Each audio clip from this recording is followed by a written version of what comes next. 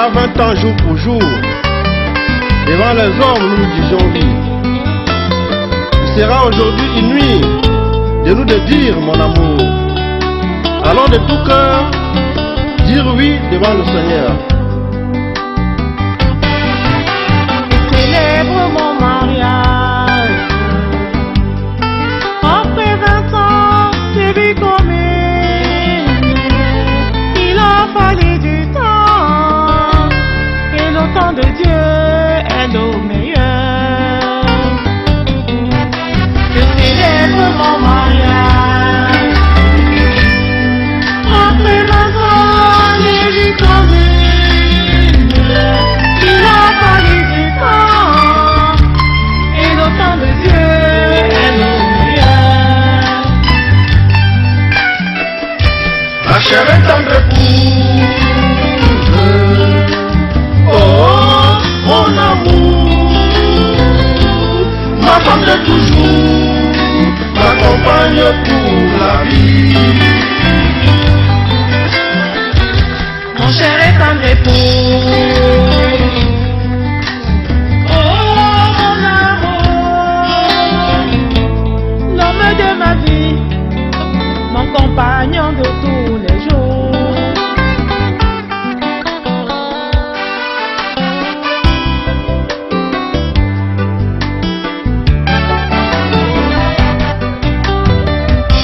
Relève-moi si je tombe. Répands-toi quand je te signale quelques fautes. Qu'il ne nous suffise pas d'être un seul corps. Soyons une seule âme. Oh, tu connais nos débuts. Nous avons beaucoup souffert. Mais nous avons gardé la foi. Aujourd'hui, nous sommes heureux. Tu es une épouse formidable. Remercions le Seigneur de nous avoir réunis. Oh, tu es un époux adorable. Longtemps je t'aimerai. Ensemble, prions le Seigneur, car notre amour est un don de Dieu.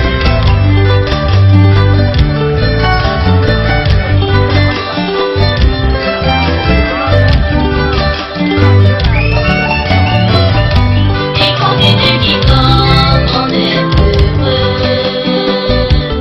On est heureux. On est heureux. On est heureux. Sandra, Dave, Erika, nos fruits de 20 ans d'amour. Nous comptons sur vous. La relève est à se lever. Charles, Anissa, Yvan, nos enfants bien-aimés, nous comptons sur vous. Allez de l'avant.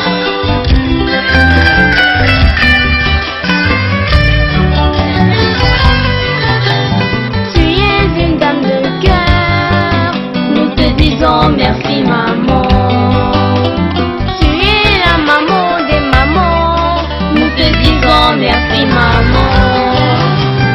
Tu as su conquérir le cœur de nos papas.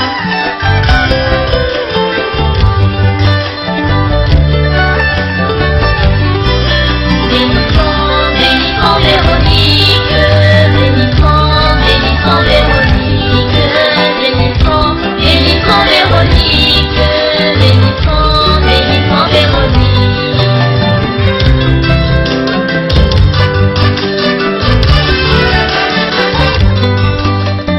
Tu es un homme d'amour, Nous te disons merci papa. tu es le papa des papas, Nous te disons merci papa.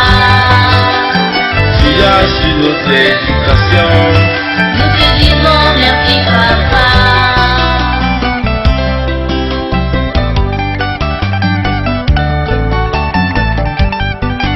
Bénissons, bénissons Gabriel. Bénissons, bénissons Gabriel. Bénissons, bénissons Gabriel. Bénissons, bénissons Gabriel.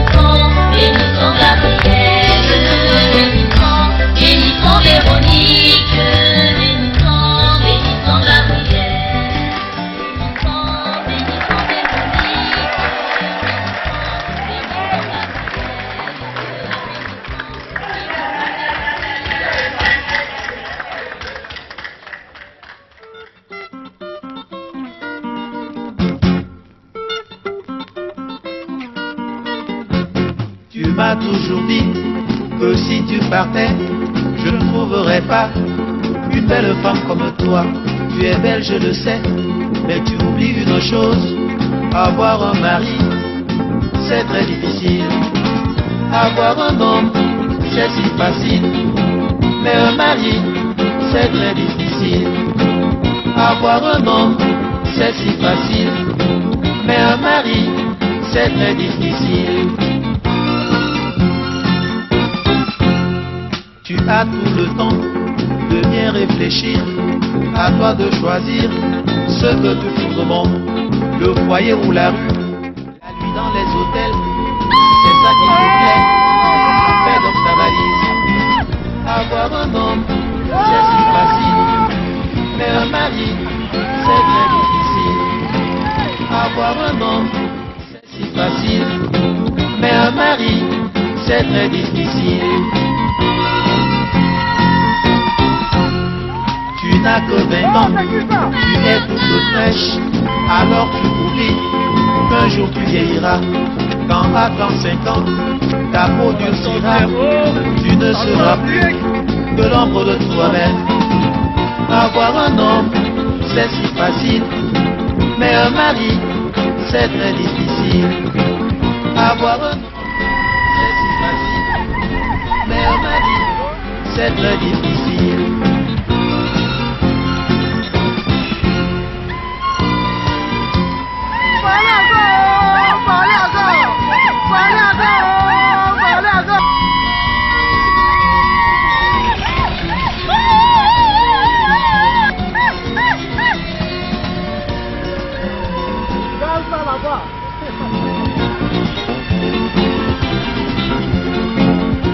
Un mari, c'est difficile à en avoir. Un mari, c'est très difficile.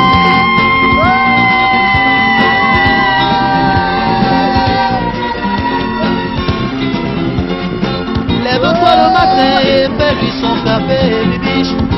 Un mari, c'est très difficile.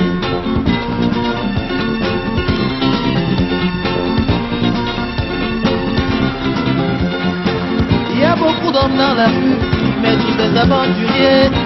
Un mari, c'est très difficile.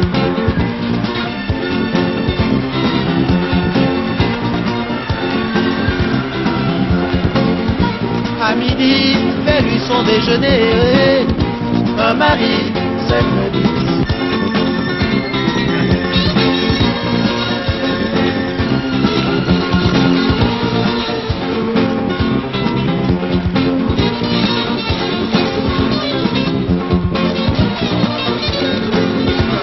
Ne parle pas.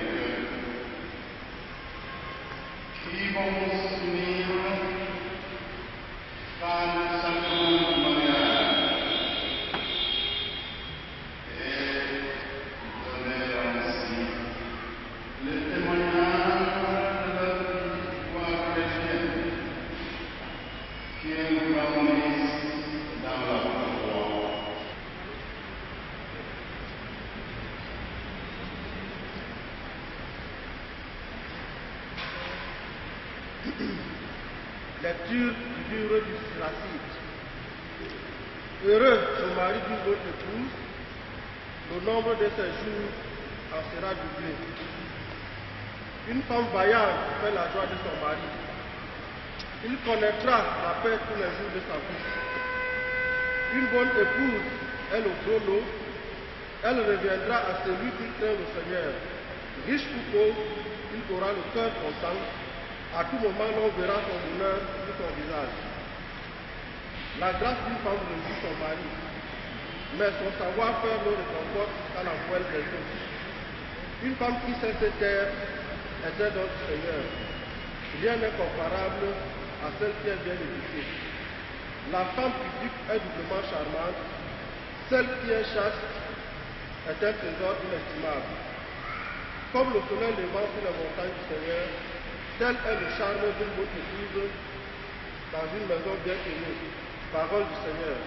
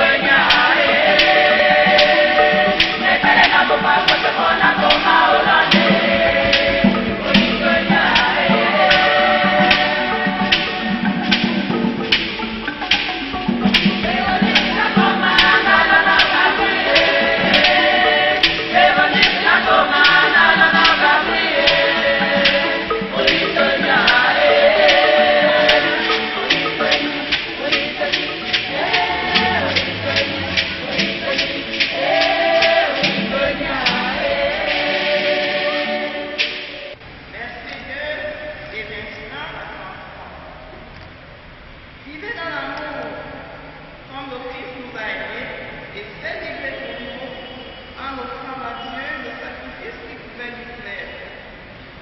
Par respect pour le Christ, soyez soumis les uns aux autres, les femmes à leur mari, comme au Seigneur Jésus.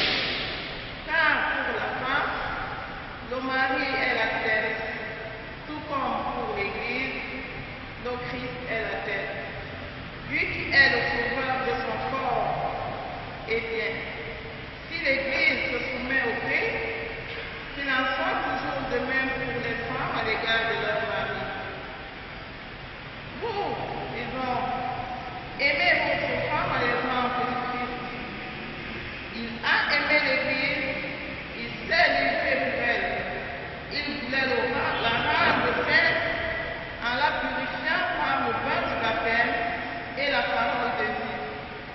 Il voulait se la présenter à lui-même, cette Église resplendissante, sans tache ni ride, ni aucun défaut. Il en voulait sainte et irréprochable. C'est comme cela que le mari doit aimer sa femme, comme son propre corps. Celui qui aime sa femme s'aime soi-même. Jamais personne n'a méprisé son propre corps. Au contraire, on le nourrit, on en prend soin. C'est ce que fait le Christ pour l'Église, parce que nous sommes les membres de son corps. Comme dit l'Écriture, à cause de cela, l'homme quittera son père et sa mère, et s'attachera à sa femme, et tous deux ne feront qu'un. Ce mystère est grand, je le dis en pensant au Christ et à l'Église. Pour en revenir à vous, chacun doit aimer sa propre femme comme lui-même, et la femme doit avoir du respect pour son mari. Parole du Seigneur.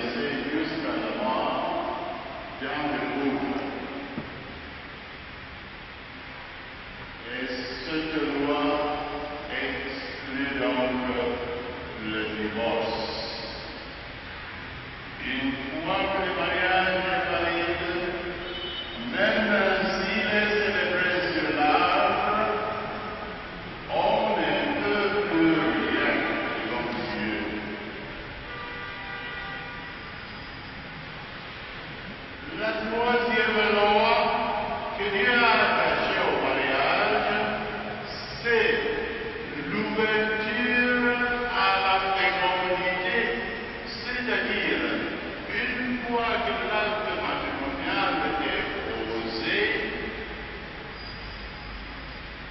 rien ne doit être utilisé qui peut empêcher la femme de concevoir. Cela exclut donc les contraceptifs de toute nature. Ces trois lois couvrent tout mariage. Quelquefois